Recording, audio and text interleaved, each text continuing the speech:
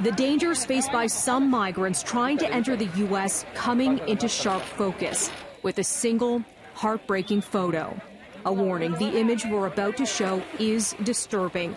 It shows the bodies of a father and his 23-month-old daughter who drowned while crossing the Rio Grande. Oscar Alberto Martinez Ramirez and his daughter Valeria were found dead this week along the bank of the river. The toddler tucked inside her father's T-shirt, her arm draped around his neck. The little girl and her parents from El Salvador had reportedly been briefly living in Mexico. According to the Associated Press, the parents decided to cross the river, frustrated by not being able to present themselves to U.S. officials to seek asylum.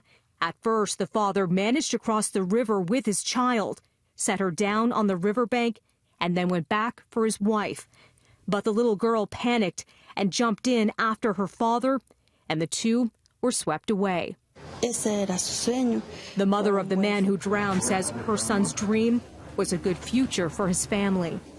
During a hearing on the border crisis today, an emotional Republican Senator Ron Johnson said the startling photo should be a catalyst for action. We've all seen it, of Oscar Alberto Martinez Ramirez and his 23-month-old daughter, Valeria.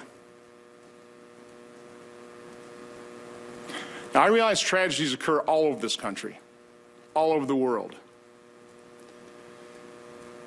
I don't want to see another picture like that on the U.S. border. I hope that picture alone will catalyze this Congress, this Senate, this committee to do something.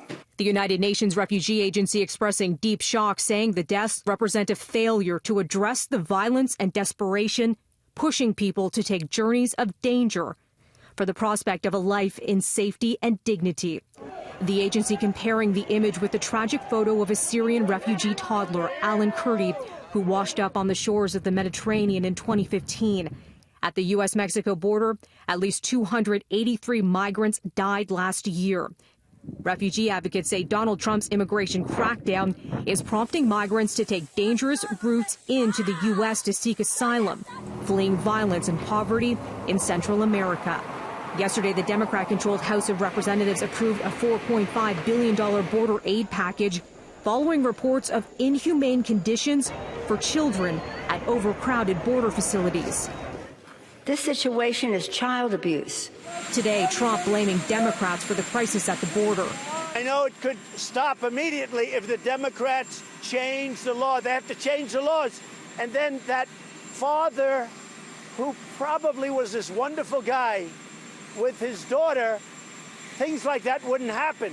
And an update on that border bill. The Republican-controlled Senate rejecting it today while introducing its own.